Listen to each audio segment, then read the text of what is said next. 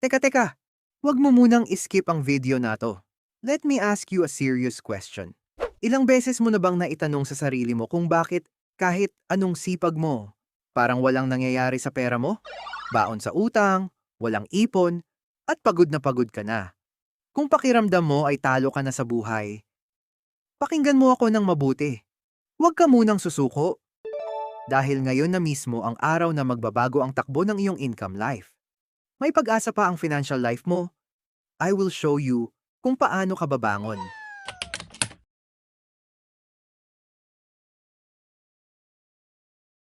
Welcome back sa Pera Goals PH, ang channel na gagabay at tutulong sa'yo, financial freedom. Ngayon, pag-uusapan natin ang mga practical steps kung paano mo babaguhin ang iyong kapalaran mula sa zero patungo sa pagiging hero ng sarili mong bulsa. Bakit nga ba marami sa atin ang gustong sumuko pagdating sa pera?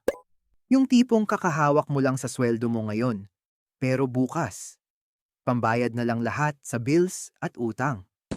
Naubos na naman. Pero alam mo ba kung ano ang unang step para mabago ang sitwasyon mo? It is not about the money yet. It is about your mindset. Kung iniisip mo na habang buhay ka ng magiging mahirap, binibigo mo na ang sarili mo bago ka pa man magsimula. Change your mindset, change your life. Lahat ng mayayamang tao ngayon, nagsimula rin sa maliit. Ang iba sa kanila, mas malala pa ang pinagdaanan kaysa sayo. Ang pinagkaiba lang nila, hindi sila sumuko nung bumagsak sila. Ginamit nila ang pagkakamali nila bilang lesson para maging mas smart sa pera. At yan din ang gagawin mo ngayon. Ngayon, paano natin sisimulan ang pagbangon? Heto ang 3 golden rules na dapat mong gawin simula ngayong araw. Rule number 1. Face your financial fears. Alamin mo kung magkano ba talaga ang utang mo. Alamin mo kung saan ba talaga napupunta ang pera mo. Huwag kang matakot tumingin sa wallet mo. To fix the problem, kailangan mo muna itong harapin. Rule number 2. Track and cut. Isulat mo lahat ng gastos mo kahit ang pinakamaliit na barya. Kapag nakita mo kung saan nauubos ang pera mo, doon mo malalaman kung ano ang dapat mong i-cut o bawasan. Hindi mo kailangang magtiis habang buhay. Kailangan mo lang mag-sacrifice for the meantime. Rule number 3. Create a small win. Huwag mo munang pangarapin ng 1 milyong piso agad-agad. Mag-start ka muna sa maliit na goal. Halimbawa, mag-ipon ng 1,000 piso ngayong linggo.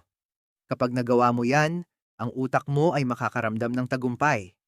At ang maliit na tagumpay na yan ang magbibigay sa'yo ng lakas para magpatuloy. Dumako naman tayo sa pinakamasayang parte. Paano dadagdagan ng kita? Sa panahon ngayon, hindi na sapat ang isang source ng income lang. Kung may trabaho ka ngayon, good. Pero kung gusto mong bumilis ang pag-asenso mo, kailangan mo ng isa pang source of income. Huwag mong sabihin na wala kang skill o walang capital. Ang internet ay libre. Maraming pwedeng simulan gamit lang ang cellphone mo at internet. Pwede kang maging affiliate, gumawa ng content, mag-freelance, o magbenta ng merienda sa mga kapitbahay mo. Ang importante, gumalaw ka. Isipin mo ito. Ang bawat vacant time mo na ginagamit mo sa panonood ng walang kabuluhang bagay, pwede mong gamitin para matuto ng bagong skill na magdadala sa'yo ng pera. Gamitin ang oras ng tama. Walang mahirap sa taong determinado. Linawin natin ang isang bagay. Ang pagbabago ng financial life ay hindi magic. Hindi ito mangyayari overnight.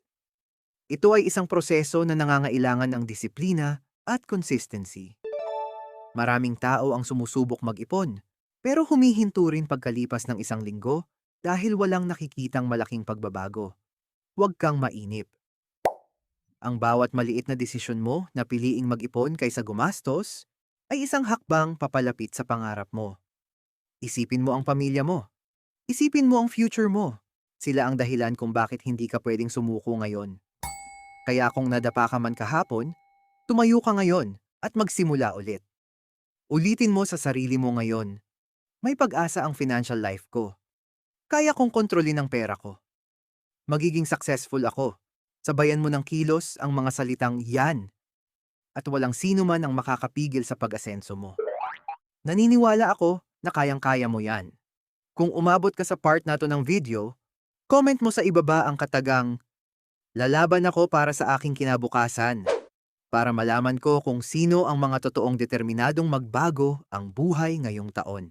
Huwag mong kalimutang i-like ang video na to, mag-subscribe sa aming channel, at i-share ito sa mga kaibigan mo na nangangailangan ng lakas ng loob ngayon.